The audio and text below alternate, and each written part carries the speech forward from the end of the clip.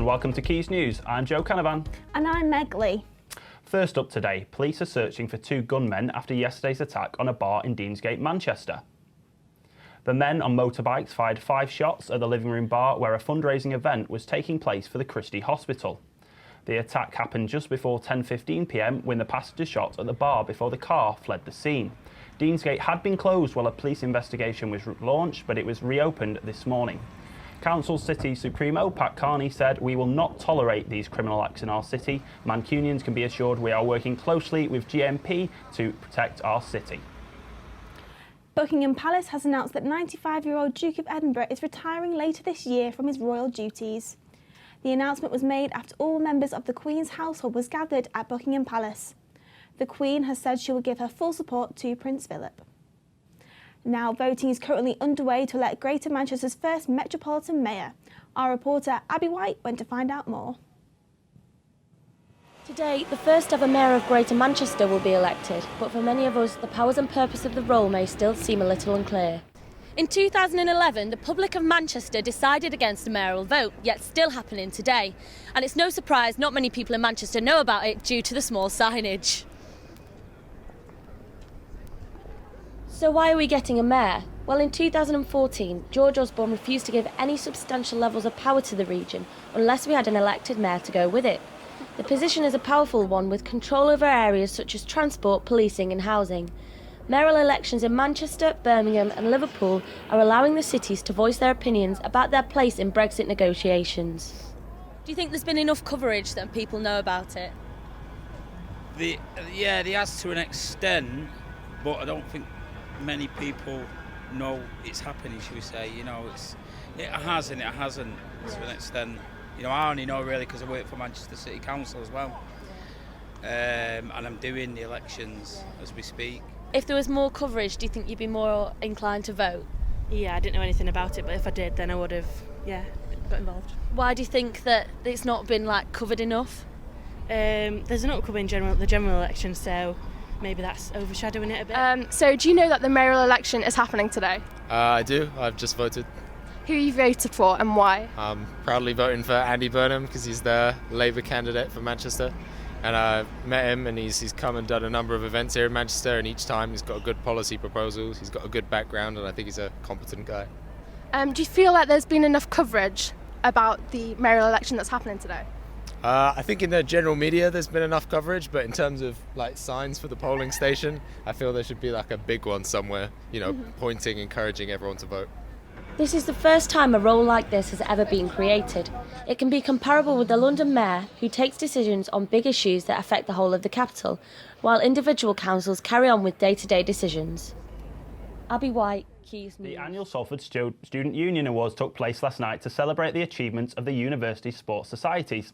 Our reporter Scarlett Meredith went along to the event. So the Salford Student Union Annual Awards take place at Victoria Warehouse in Manchester. I went along to see the event. The annual Salford Student Union Awards celebrated this year's sports achievements. The university's sports societies gathered together for the final event of the year.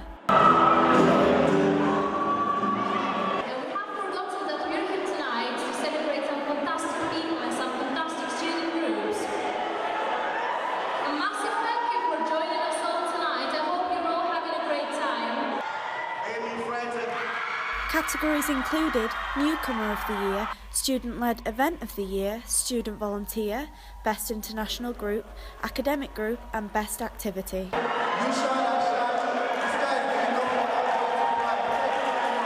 Student morale was high throughout the night as attendees celebrated each other's wins.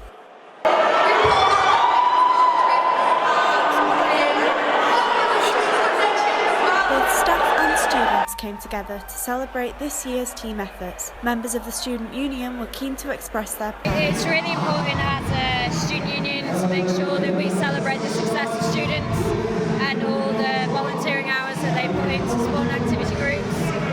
We've got 4,000 students that take part in sport and activities, so it's really important that we celebrate that time. The big winners of the evening were the Salford University Dance Society. I caught up with some of the winners and alumni at the event. Salford University Dance Society! 3.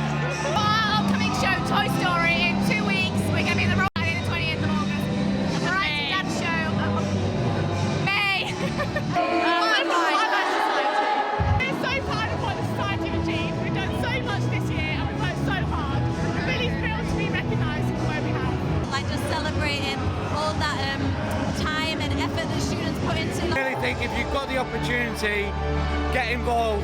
You won't regret it. I think for me, being part of the radio station, it was something I never imagined something I'd dream of doing. Being president was not something I'd ever imagined doing. But the sky's the limit, and clubs and societies enable you to achieve your dreams, so get involved. The Salford Student Union Awards were considered a success for all those involved. The staff and students celebrated into the night for another year of sports success. Now, a visit to the Printworks might usually involve a few drinks, a trip to the cinema, or maybe even a cheeky Nando's. But earlier this week, there was something more novel on offer. This man alongside me went to find out more. Mancunians were able to relive their childhood memories over the bank holiday weekend as a giant adult ball pit, aka Ball Mania, rolled into town. But what inspired the idea? I was on holiday and my friend had a swimming pool, but it was slightly overcast, so it was too cold to go for a swim in the swimming pool. And I thought that's such a waste.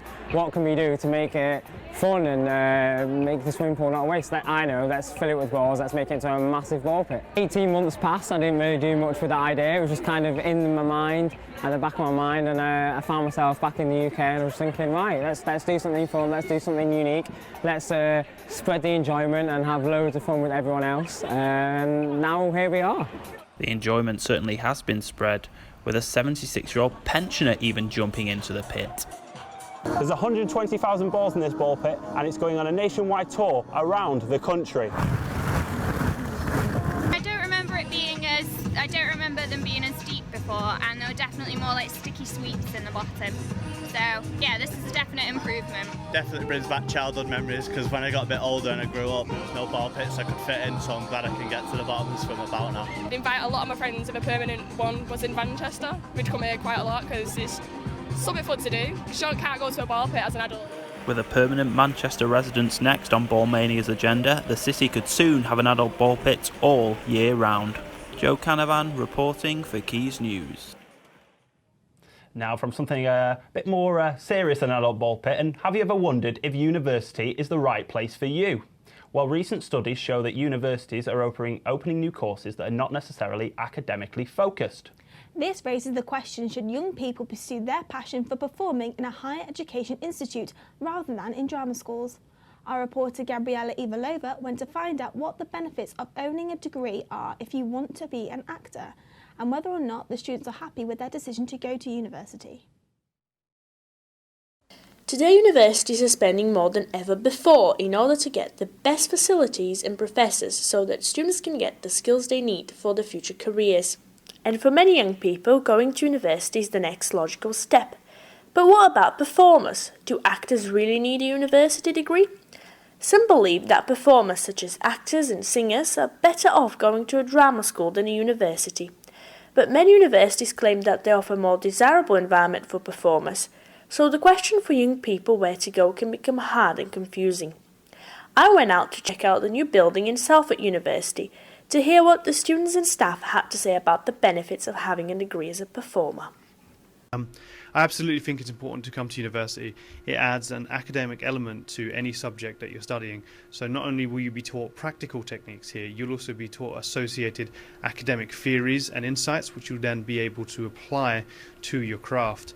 On top of that, universities by their very nature are very large. They have a great deal of resource, so you will be able to tap into that during your time at a university and be able to make use of equipment that you wouldn't necessarily be able to get anywhere else.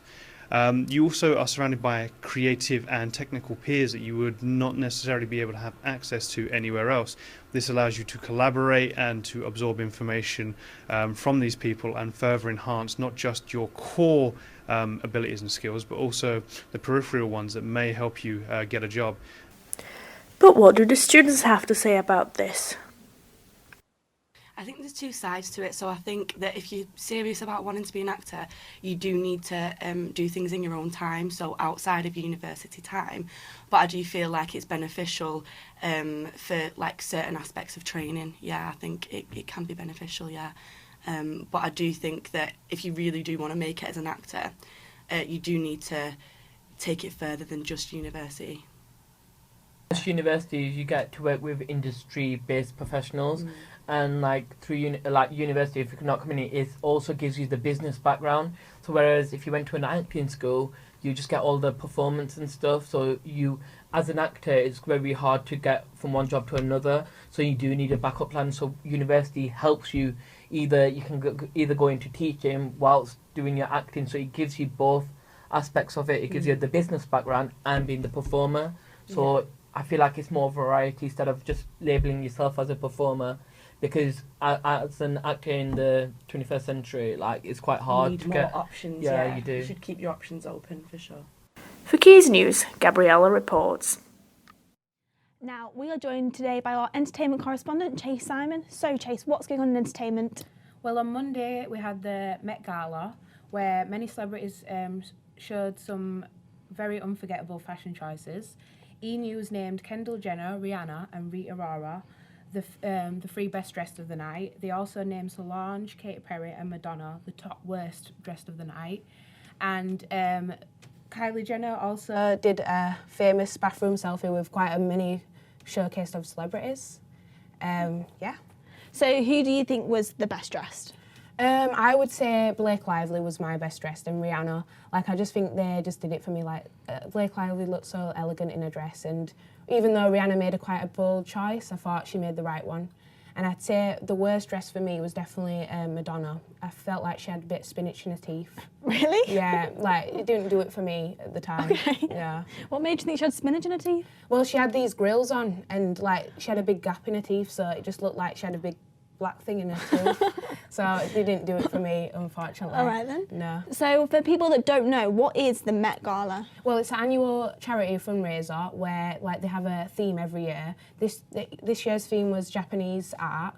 And yeah, it's just basically what it is just a chance for celebrities to get dressed up and show off their fashion choices.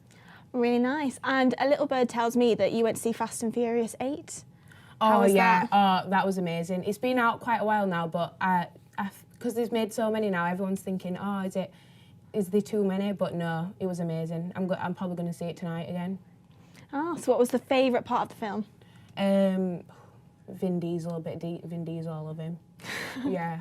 Love it. Yeah, love it. Thank you very much. Thank you very much for that, Chase. Thanks a lot. Thank you. Our sports correspondent, Mark Luther Thomas, has been at Old Trafford today to bring us the latest in today's sports news. Manchester United travelled to Spain tonight to take on Celta Vigo in the first leg of the Europa League semi-final. Manager Jose Mourinho received a welcome injury boost as world record signing Paul Pogba is set to return from a muscle injury. Defenders Phil Jones, Chris Smalling and Eric Bailly are also set to return to ease United's defensive injury crisis. James Paul struck a late equaliser for Salford City last night as they drew 1-1 with Halifax Town in the first leg of their playoff semi-final. And Bernard Morley was in confident mood going into Sunday's second leg. Here's what he had to say. We'd have took that, going there knowing that we've got to win, which is obviously an obvious statement to make, but not going there knowing that we're not 2 goals in front and we're going to defend a 2-0 win, because that's something that we wouldn't like to do. We go there level and knowing that if we win 1-0, 2-1, 3-1, we're through. And in rugby union news, Sale Sharks have confirmed the signing of tight head prop Will Griff John. That's all your sport, back to you in the studio. And now for the weather.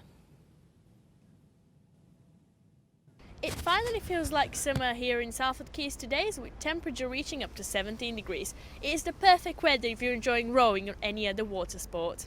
This sunshine is set to stay throughout the week, although there are some strong winds coming from the east that could potentially reach up to 20 miles an hour. This evening is said to have clear skies, the temperature will be around 6 degrees. For Keys News, Gabriella reports. That's all for today. You can find out more about the latest stories by following us on Twitter @QsNews. Goodbye. Bye-bye.